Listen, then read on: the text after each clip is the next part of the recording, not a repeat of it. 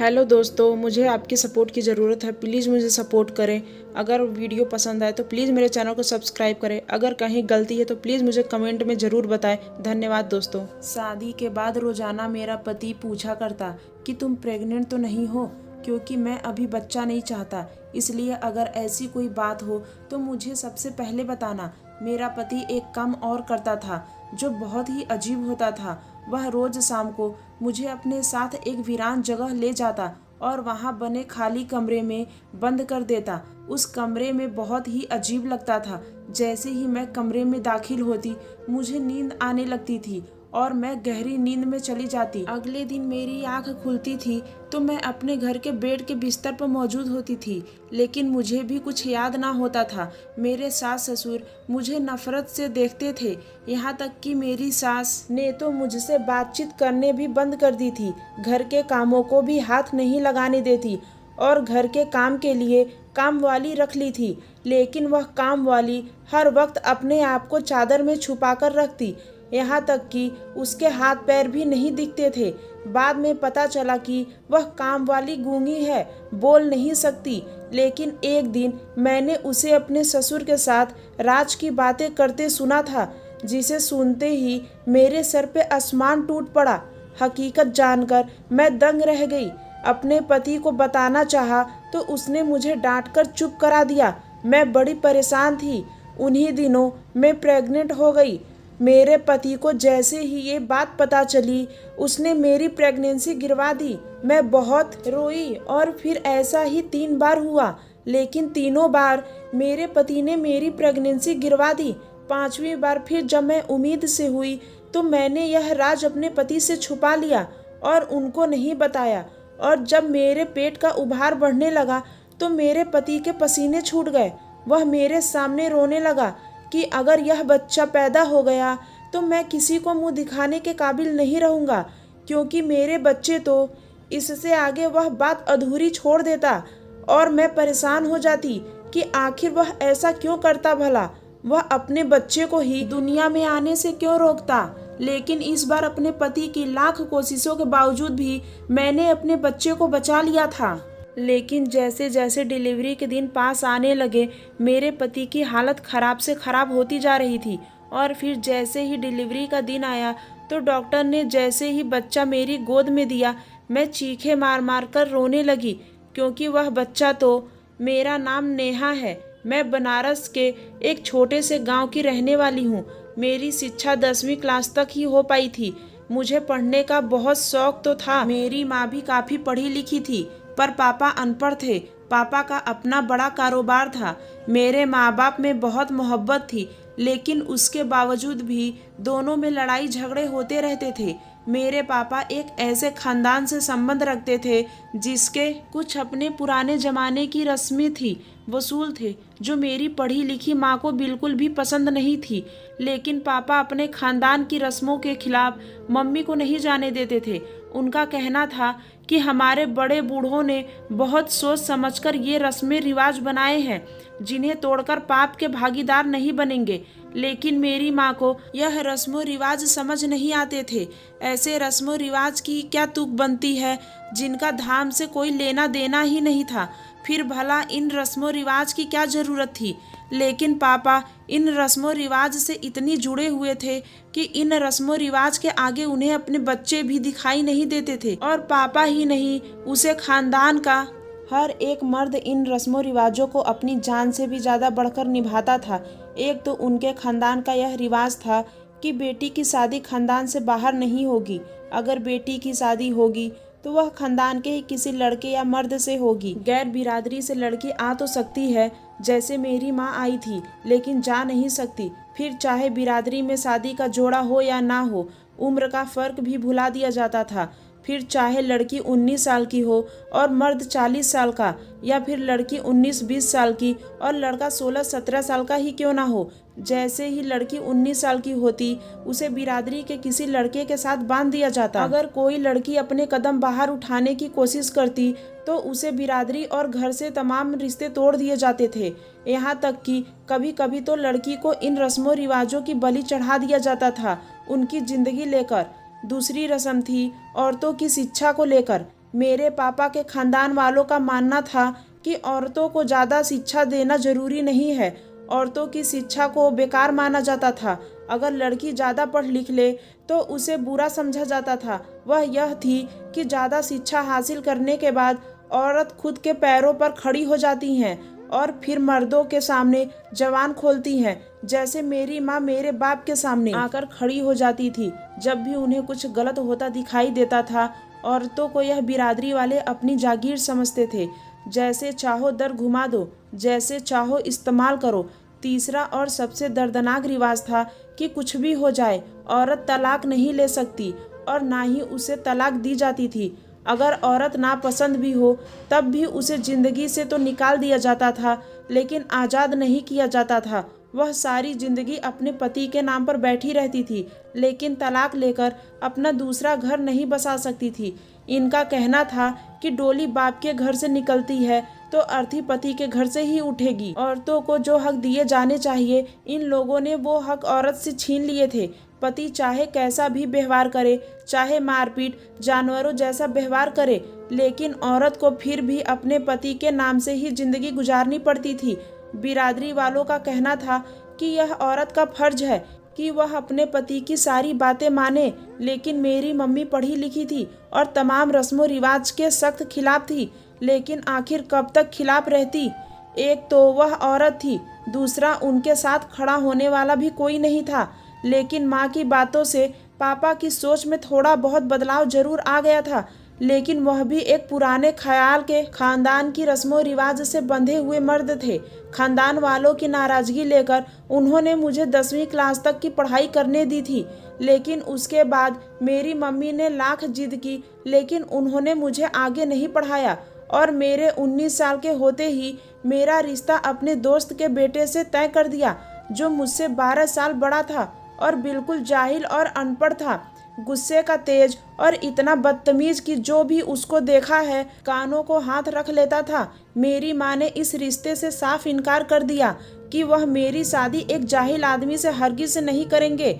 और उस दिन पापा ने माँ को तलाक की धमकी दे दी कि अगर हमारे खानदान की रस्मों रिवाज को तोड़ने की कोशिश की तो फिर यह रस्म भी टूटेगी कि मैं तुम्हें तलाक दे दूंगा।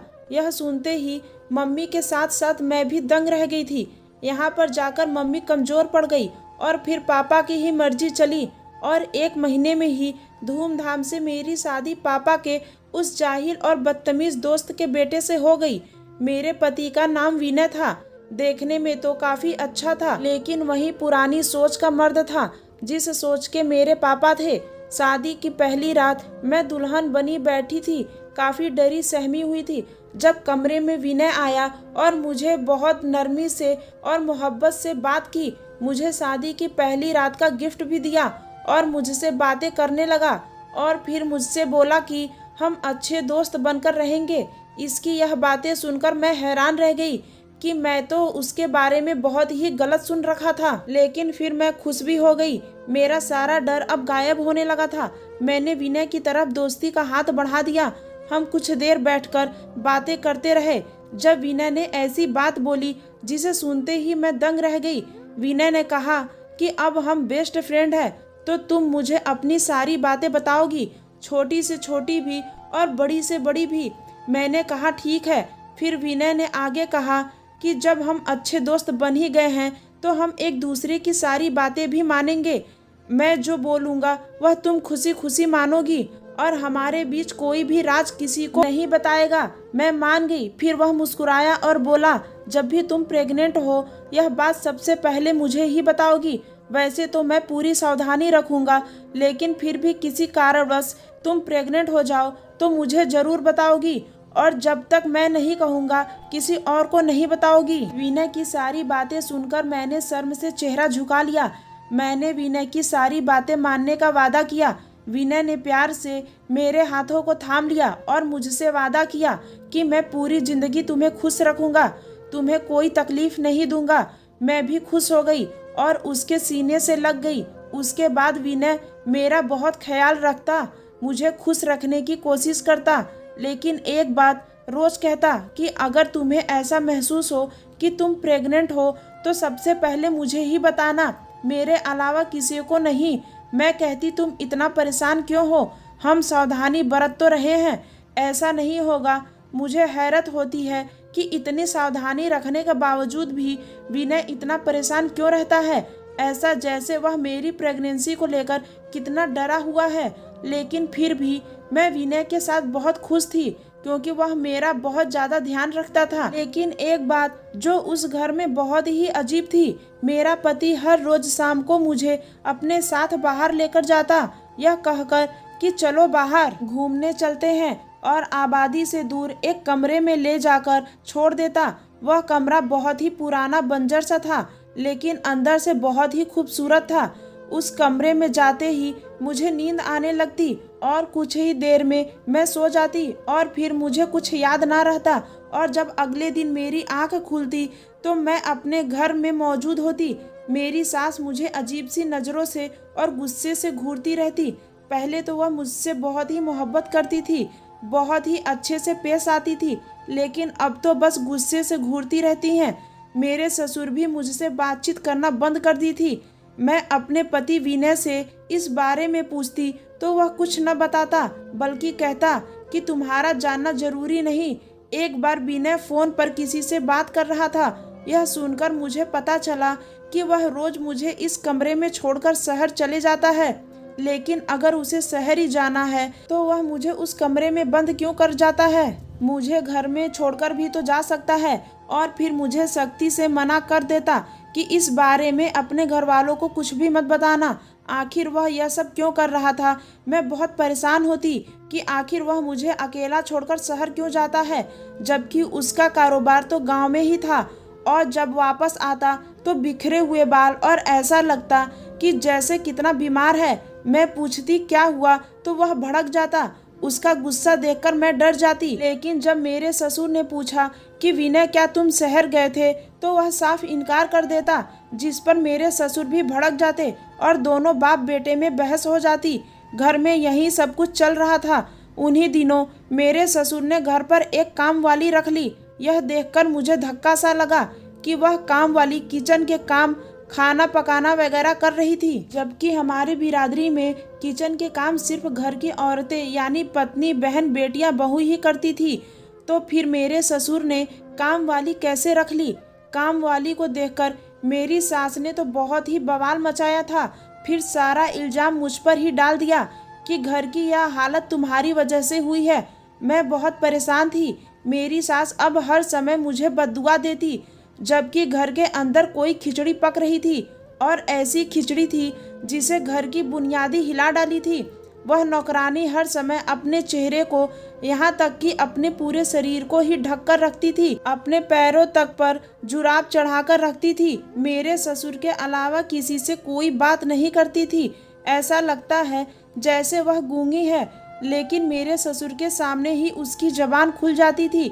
मुझे अपने ससुर और नौकरानी पर शक होने लगा था।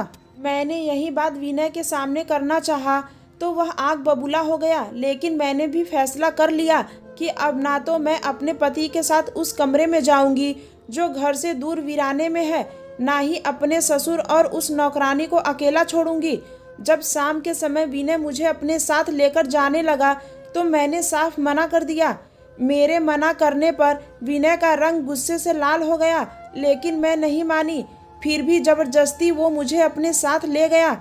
मेरे लाख मना करने के बावजूद वह मुझे अपने साथ घसीटकर चला गया। अगले दिन जब मुझे होश आया, मेरा बुरा हाल था। पूरा शरीर दर्द कर रहा था, चक्कर भी आ रहे थे।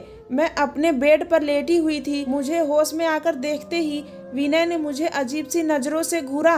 कहने लगा कैसा महसूस कर रही हो। मैंने कहा बहुत थका थका महसूस कर रही हूँ, चक्कर भी आ रहे हैं। उसने एकदम चौंक कर पूछा कहीं तुम प्रेग्नेंट तो नहीं हो गई। उसके सवाल मुझे बहुत ही अजीब लगते थे। भला वह क्यों बार बार मेरे प्रेग्नेंट होने का पूछता था, और अगर पूछता भी था तो ऐसे क्यों जैसे उसके पीछे उनका कोई बड़ा राज छुपा हो। मैं खामोश खामोश सी विनय की तरफ देखने लगी। उसने जब दोबारा मुझसे वही सवाल पूछा, अभी मैं जवाब दे भी नहीं पाई थी कि अचानक मुझे उबकाई आ गई और मैं बाथरूम में भागी। वह भी मेरे पीछे आ गया। उसका चेहरा डर के मारे पीला पड़ गया था। ऐसा लग रहा था जैसे बहुत बुरा हो गया। मेरे बाहर निकलते ही वह बोला कि तैयार हो जाओ, हमें हॉस्पिटल जाना है। मैं बहुत हैरान हुई और कहा कि सिर्फ उल्टी ही तो आई है, पर वह मुझे ज़बरदस्ती अपने साथ ले गया। अस्पताल में जाकर मेरा चेकअप करवाया। चेकअप के बाद डॉक्टर ने खुशखबरी सुनाई कि मैं प्रेग्नेंट हूँ। यह सुनते ही विनय के हाथ पैर कांपने लगे। मैं अपने पति को देखकर हैरान परेशान रह गई कि बच्चा होने की खबर पर तो उन्हें खुश हो जाना चाहिए था, फिर वह इतना डरे हुए क्यों थे। मैं यही सोच रही थी कि जब विनय ने जो कहा उसे सुनते ही मेरे पैरों तले से जमीन निकल गई। विनय ने मेरी प्रेगनेंसी मेरे रोने और मेरे मना करने के बावजूद भी गिरवा दी, पर पूछने पर बोले कि मैं मजबूर हूँ। मैं बहुत रोई कि भला यह कौन सी मजबूरी है जो अपने ही बच्चे को दुनिया में आने से रोक रही है। मैं बहुत तकलीफ में थी। अब मेरा पति मुझे अपने साथ उस वीरान वाले कमरे में नहीं ले जा रहा था, लेकिन अब मैं बस रोती रहती थी क्योंकि मुझे अपने प्रेग्नेंट होने की खबर से बहुत खुशी मिली थी, लेकिन मेरी खुशियों पर पानी फेर दिया था। मेरे हर वक्त रोने पर विनय ने मुझे धमकी दी कि अगर तुमने यह बात किसी को बताई तो फिर मैं तुम्हें छोड़कर हमेशा के लिए चला जाऊंगा। मैं डर गई और फिर अपने बच्चे का ख्याल अपने दिल में ही दबाकर खामोश हो गई। लेकिन इसके बाद लगातार 2 साल के अंदर ही अंदर विनय ने मेरी 5वीं बार प्रेगनेंसी और गिरवाई थी। अब तो मुझे विनय से नफरत होने लगी थी, साथ ही साथ उसके घर वालों से भी नफरत होने लगी थी। मुझे अपने बाप से भी नफरत होती थी कि उसने मेरी शादी एक जाहिल गवार आदमी से कर दी। मैंने सबसे बात करना बंद कर दिया था, यहाँ तक कि अपने माँ बाप से भी बात नहीं करती थी। मैंने अपने आप को कमरे में बंद कर लिया था, हर वक्त रोती रहती। मेरी सेहत दिन ब दिन गिरती जा रही थी। मेरा मन मुझे अंदर ही अंदर कचोटता रहता कि मैं अपने बच्चे को नहीं बचा सकी। एक दिन ऐसे ही लेटी हुई अपनी किस्मत पर रो रही थी। अचानक से मेरा मन बहुत घबराने लगा। सोचा उठकर थोड़ा बाहर टहल लेती हूँ। उठकर जाने लगी तो मुझे चक्कर आ गया। मैं डर गई कि अगर मैं फिर से प्रेग्नेंट तो नहीं हुई और मेरे पति ने मेरा बच्चा गिरवा दिया तो क्या होगा। मैं जल्दी से निकलकर बाहर आ गई, किचन में गई और एक गिलास ताज़ा जूस बनाया और उसे लेकर बाहर ताज़ा हवा में टहलने लगी। मैंने सोचा इससे मन हल्का हो जाएगा। मैं नहीं चाहती थी कि विनय को शक हो कि मैं फिर से माँ बनने वाली हूँ। अभी मैं बाहर टहल ही रही थी कि मैं अपने ससुर को नौकरानी के साथ कमरे में जाते देखा। मैं दंग रह गई क्योंकि मेरे ससुर जिस तरह छुपकर नौकरानी के साथ जा रहे थे मुझे बहुत अजीब सा लगा। मैं खामोशी से उस नौकरानी के कमरे की तरफ बढ़ी ताकि देख सकूं कि दोनों इस तरह छुपकर क्यों जा रहे हैं। मैं कमरे के बाहर दरवाजे से कान लगाए खड़ी हुई थी जब अंदर से आई आवाज़ सुनी और जैसे जैसे मैं सुनती गई मेरे पैरों तले से जमीन निकलती गई। मेरे हाथ में जूस का गिलास था जो छूटकर नीचे गिर गया था। ऐसा लगा कि जैसे पूरे घर की छत मेरे ऊपर आ गिरी हो और उस छत ने मेरे शरीर को तोड़ दिया हो। इतना घटिया घिनौना काम मैं सपने में भी नहीं सोच सकती थी। गिलास टूटने की आवाज़ पर मेरे ससुर और नौकरानी कमरे से बाहर आए, लेकिन राज मुझे पता चल गया था और उसके बाद मुझे अपने पैरों पर खड़ा रहना मुश्किल हो गया था कि मेरे साथ इतना सब कुछ हो गया और मुझे पता भी न चला। मेरे ससुर और उस नौकरानी ने मुझे आगे बढ़कर थामना चाहा, लेकिन मैं चीख पड़ी और फिर जोर जोर से रोने लगी। कमरे से मेरी सास भी बाहर निकलकर हैरत से मुझे देखने लगी, लेकिन अगले ही पल जो हुआ वो मेरी सास के पैरों से पहले जमीन खींच ले गया। मैं जमीन पर गिर गई थी। मेरी सास मुझे अपने साथ कमरे में ले गई। मेरे ससुर और वह नौकरानी भी कमरे में आ गए। मैं अपनी बर्बादी पर फूट फूट कर रो रही थी जब मेरी सास ने मुझे गले से लगा लिया और फिर मेरे ससुर और नौकरानी ने सारी हकीकत खोलकर सामने रखी। मेरी सास ने मुझे कुछ बातें की और बहुत देर तक मुझे समझाया, तो फिर मैंने अपने पति से बदला लेने के बारे में सोचा। मैंने अपने सास ससुर को सब कुछ बता दिया कि कैसे विनय ने मेरी 5 बार प्रेगनेंसी गिरवाई है। मुझे वीरान कमरे में ले जाकर बंद कर देता था, जिसे सुनकर मेरी सास अविश्वास से मुझे देख रही थी और फिर वह भी रोने लगी। उन्हें विश्वास नहीं हो रहा था कि विनय इस हद तक भी जा सकता है। उसके बाद हम सब ने मिलकर नाटक करना शुरू कर दिया। मैंने और मेरे सास ससुर ने विनय को इस बार नहीं बताया कि मैं उम्मीद से हूँ, लेकिन समय गुजरने के साथ साथ जैसे जैसे मेरा पेट बढ़ने लगा, मेरा पति परेशान हो गया और फिर मुझे जबरदस्ती अस्पताल ले गया और डॉक्टर से कहा कि मुझे यह बच्चा नहीं चाहिए। लेकिन डॉक्टर ने साफ मना कर दिया, कहा कि अगर अब बच्चे को गिराया गया तो आपकी पत्नी की जान जा सकती है। यह सुनते ही विनय सर पकड़ते हुए रोने लगा और बोला कि अगर यह बच्चा इस दुनिया में आ गया तो मैं किसी को मुंह दिखाने के काबिल नहीं रहूंगा। अपने पति की बात सुनकर मैं हैरान नहीं हुई थी, क्योंकि मैं उसका राज जान चुकी थी, इसलिए खामोश रही। और फिर गुजरते दिनों के साथ उसकी हालात और भी खराब होती चली गई। वह जरूरी काम का कहकर शहर चला गया और मैं सब कुछ जानते हुए भी बिल्कुल अनजान थी। जब मेरी डिलीवरी के दिन पास आए और मेरा पति भी शहर से वापस आया तो उसकी हालत भी काफ़ी ख़राब थी। वह कोई थका हुआ मुसाफिर लग रहा था। और फिर वह दिन भी आ गया कि हमें अस्पताल जाना पड़ा। डॉक्टर ने मेरा चेकअप किया और आधे घंटे के बाद मेरी गोद में मेरा बच्चा लाकर रख दिया। लेकिन डॉक्टर ने बताया कि तुम्हारा बच्चा अंधा पैदा हुआ है और साथ ही साथ इस बच्चे का विकास नॉर्मल लोगों से अलग है। फ्यूचर में आपका बच्चा पागल बनकर पूरी जिंदगी गुजारेगा। यह सुनते ही सबके ऊपर एक मातम सा छा गया था और विनय घुटनों के नीचे बैठकर जोर जोर से रोने लगा और मुझसे हाथ जोड़कर माफ़ी मांगने लगा। इसके साथ ही उसने अपने सारे पाप स्वीकार कर लिए। तभी उस नौकरानी ने भी अपने ऊपर से चादर उतारकर फेंक दी थी। उस नौकरानी को देखते ही मेरे पति के कदमों तले से जमीन निकल गई थी। वह वहीं ढेर होता चला गया, क्योंकि वह नौकरानी नहीं बल्कि वह तो मेरे पति की कुछ साल पहले विनय अपने दोस्तों के साथ शहर घूमने के लिए गया हुआ था। पहाड़ों की वादियों में घूमते हुए उन्हें वहां एक लड़की मिली थी। जिस कॉटेज में यह ठहरे थे वह लड़की वहां खाना बनाती थी। वह लड़की बहुत सुंदर थी, बिल्कुल कश्मीरी सेब की तरह। जब मेरे पति को वह पसंद आ गई, वह बहुत मासूम थी लेकिन इसके साथ ही समझदार भी।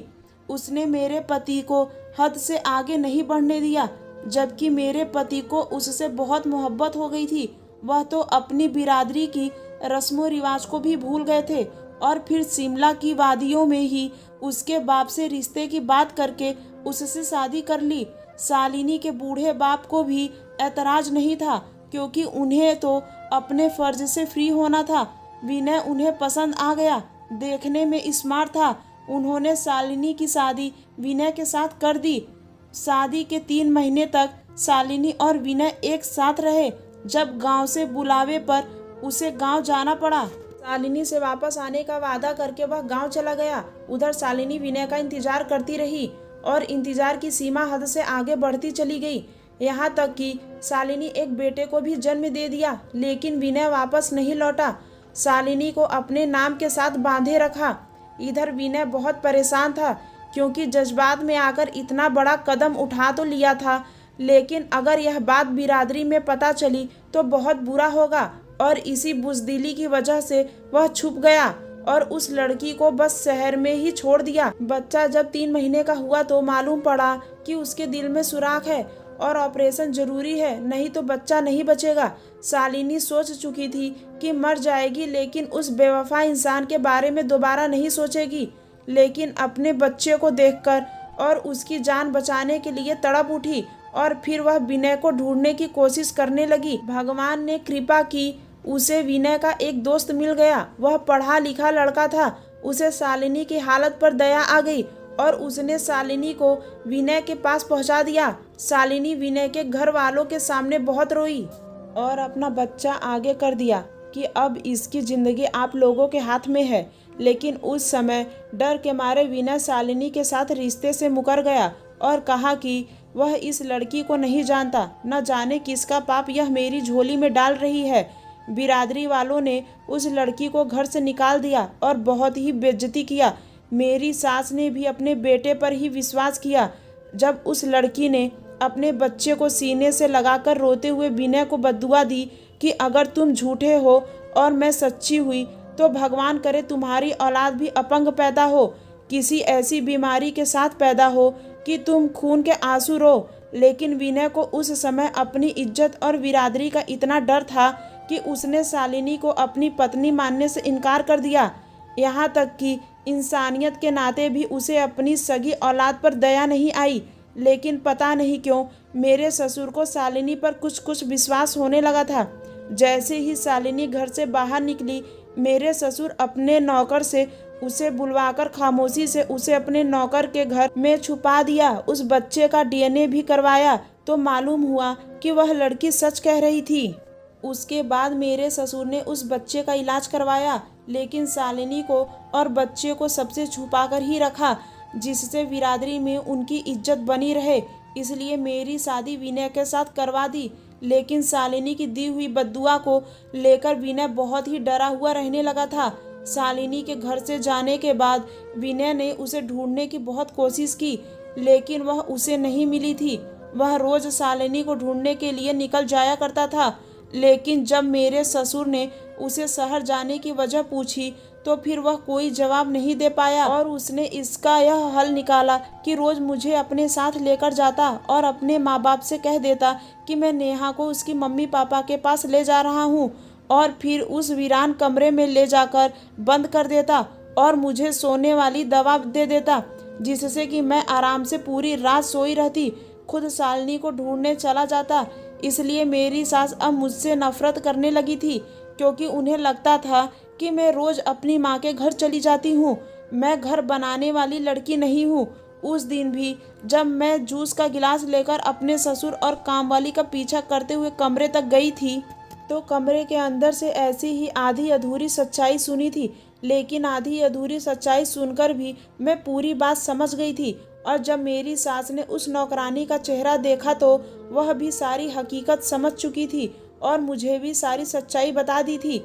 मैंने उस लड़की से माफ़ी मांगी, अपने पति की वजह से नहीं, बल्कि अपने अंदर पलते हुए एक मासूम और नन्ही सी जान की वजह से, क्योंकि मैं नहीं चाहती थी कि उसकी बद्दुआ मेरे बच्चों को लगे।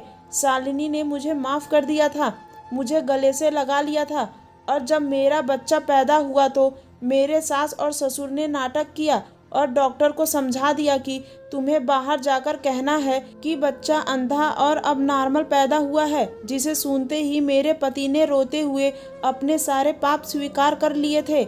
इस बात को 2 साल गुजर चुका है, लेकिन बिरादरी के रस्मों रिवाज अब भी वही है। मैं और शालिनी अब एक साथ मिलकर रहते हैं। शालिनी का बेटा 4 साल का हो चुका है और मेरा बेटा 2 साल का हो चुका है। हम दोनों बहनों की तरह रहते हैं और दोनों बच्चे आपस में भाइयों की तरह रहते हैं। हम दोनों मजबूर हैं। बिरादरी के पुराने रस्मों रिवाज की भेंट चढ़कर तलाक नहीं ले सकते, लेकिन अपने पति को माफ़ भी नहीं किया है। मेरे पापा भी अपने फैसले पर शर्मिंदा है। दोस्तों, ज़रूरी नहीं कि पुराने रस्मों रिवाज हमारे भलाई के लिए ही हो, कुछ के लिए नुकसानदायक साबित होते हैं, जिन्हें तोड़ देने में ही भलाई है। हमारे बुजुर्ग भी इंसान ही थे, उनसे भी गलती हो सकती है। उस समय हालात को देखते हुए उन्होंने जो भी रस्मों रिवाज बनाए थे वह उनके समय के लिए ठीक होंगे, लेकिन बदलते समय के साथ रस्मों रिवाजों को भी बदलना पड़ता है। मैंने और शालिनी ने अभी तक विनय को माफ़ नहीं किया है। वह रोज शहर से एक माफ़ीनामा भेजता है, लेकिन मेरा दिल उसे माफ़ करने का नहीं करता है, और ना ही शालिनी का, क्योंकि हम दोनों ने बहुत झेला है। दोस्तों, आप लोगों को क्या लगता है, क्या हम दोनों को विनय को माफ़ कर देना चाहिए? अपनी राय हमें कमेंट में बताएं। अगर कहानी पसंद आई तो मेरे चैनल को सब्सक्राइब करें और वीडियो को एक लाइक ज़रूर करें। धन्यवाद दोस्तों।